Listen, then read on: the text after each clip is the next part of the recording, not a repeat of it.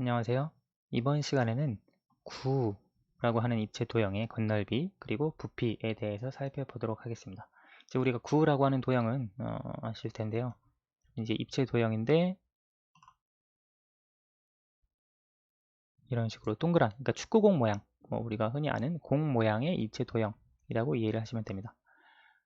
우리가 뭐 뿔의 경우에는 어떤 뿔이냐에 따라서 예를 들어 밑면의 여러 가지 도형, 그러니까 그 기호, 뭐라고 해야 하죠?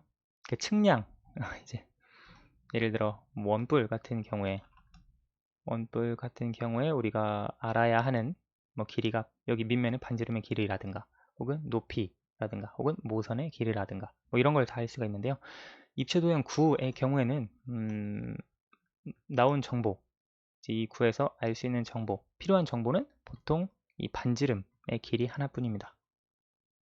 그래서 우리가 구의 건널비를 구할 때나 혹은 다음 시간에 살펴볼 구의 부피를 구할 때나 모두 반지름만을 이용해서 구할 수가 있습니다. 그래서 어떻게 보면 굉장히 간단한 내용으로 이해를 해 주실 수 있는데요.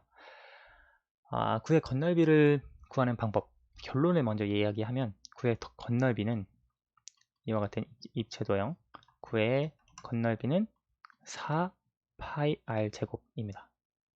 지금 여기 보시면 문자가 하나죠. 이 r이 바로 이 구의 반지름을 의미를 합니다. 그래서 이 반지름에 따라서 구의 건널비가 결정이 되는데요. 그런데 왜 구의 건널비가 4파이 r 제곱이냐? 이것도 지난 시간에 그 뿔의 부피 설명할 때 제가 왜 3분의 1 곱하기 기둥의 부피, 즉 3분의 1 곱하기 밑면의 넓이 곱하기 높이인가, 그걸 설명을 하기가 어려웠죠. 마찬가지로 여기 구의 건널비가 왜 4파이 r 제곱이냐라고 하는 건 설명하기가 어렵고, 여러분 이거를 알 수 있는 방법은 어, 이제 뭐 과일을 이용해서 확인을 해볼 수 있습니다. 귤이라든가 혹은 사과, 뭐 복숭아 이런 동그란 과일을 이용해서 증명을 해줄 수 있는데, 어떤 식으로 증명할 수 있느냐? 귤이나 사과나 이런 과일을 찾는데 최대한 구 모양과 똑같은 정말 동그란 그런 모양의 과일을 하나 찾아보세요. 그리고 그 과일의 껍질을 하나하나 이렇게 최대한 조각을 냅니다. 여러분 모자이크 만들 때처럼요.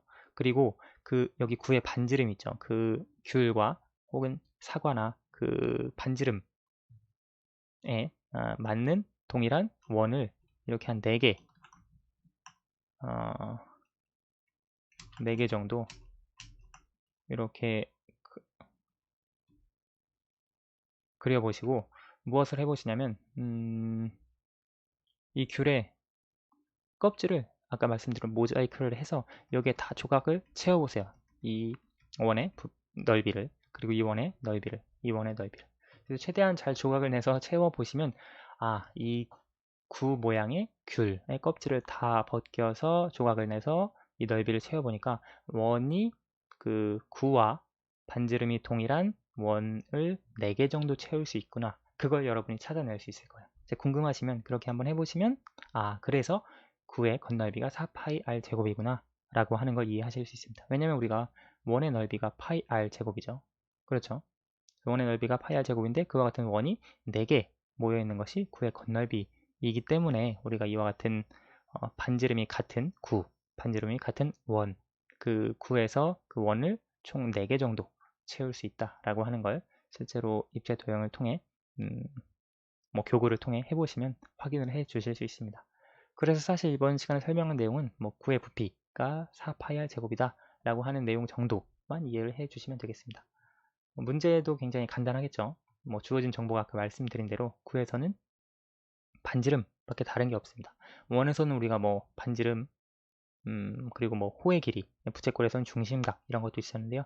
구에서는 단지 그냥 반지름 하나밖에 없다는 거. 그래서 더 쉽게 이해하실 수 있을 것 같아요. 문제에서 한번 보도록 할게요. 제 원이 이렇게 하나 있는데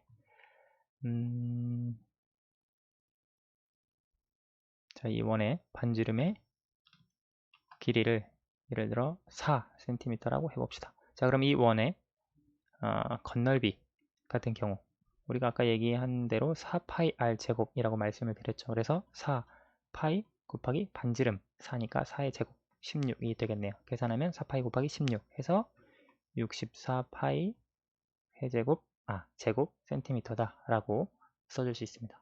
간단하죠. 반지름에 따라서 이 구의 건널비가 달라진다는 내용입니다. 하나 유의해야 할 걸 말씀을 드리면, 예를 들어 9는 9인데 반 9인 경우가 있겠죠. 좀 바구니 모양인데요. 좀 이렇게 동그랗게 반 9인 경우, 이제 반지름이 예를 들어 뭐 3cm다. 이 경우 이 구의 부피, 구의 건널비 그 어떤 식으로 구해주느냐, 똑같습니다. 일단은 이 구의 건널비를, 이 겉에 있는 부분의 넓이를 구해야 되는데, 일단 반구죠. 9가 아니라. 그래서 우리 2분의 1 곱하기 4파이 곱하기 반지름의 제곱 9입니다. 그런데 여기서 보시면 우리가 이 구에서는 그냥 이 겉에 있는 부분, 겉의 넓이만 구해 주었습니다. 근데 반구의 경우에 마찬가지로 이 겉에 있는, 이 지금 앞에 있는 부분과 뒤에 있는 부분의 건널비가 이것입니다. 그런데 하나가 더 추가가 됐죠. 구에는 없는, 반구에만 있는 바로 이 위에 원 부분의 넓이가 있습니다. 그렇죠? 그래서 이 원의 넓이를 하나 더 더해 주셔야 됩니다.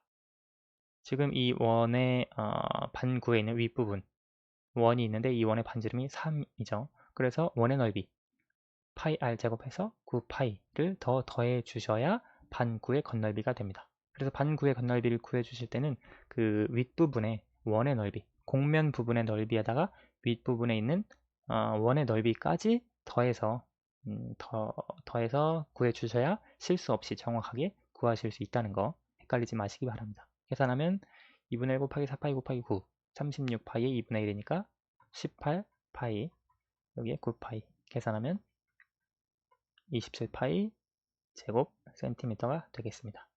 이런 식으로 반구의 넓이, 얘는 특별히 원의 넓이 윗부분, 곡면의 넓이에다가, 이건 다 지금 곡면의 넓이만 더한 겁니다. 그쵸? 곡면의 넓이만 구한 것이 4파이 r 제곱이고요.